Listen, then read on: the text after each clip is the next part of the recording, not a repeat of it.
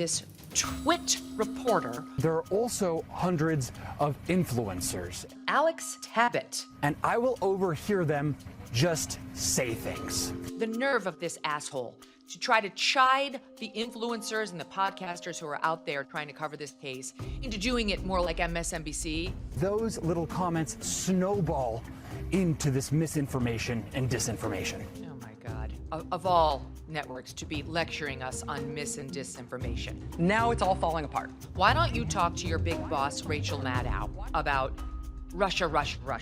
What I have here is a copy of Donald Trump's tax returns. Be sure to tune into Rachel's next special report, Wolf, an exclusive look at what the boy cried. You want to talk about falling down on the job? As he's speaking in the lower third, coming up next, exclusive interview with Doug Emhoff.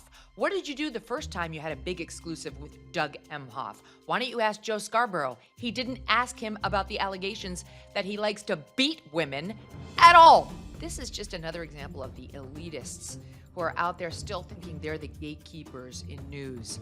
Instead of saying, thank God that in a case of a missing person, there's not a family in America with a missing loved one that wouldn't give their eye teeth to have this same influencer crew show up on their back door and get interested in their cases. Attention is exactly what is needed in the case of any missing person.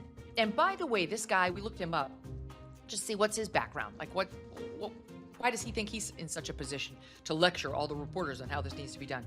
Freelanced for PBS, internship for CBS, but not even CBS News, CBS Interactive, political reporter, and documentary journalist. Really? What'd you do? And social media producer. Oh, I see. So you managed somebody's X account or Instagram. We're not going to be taking lessons from you, twit reporter, on how to handle a news story.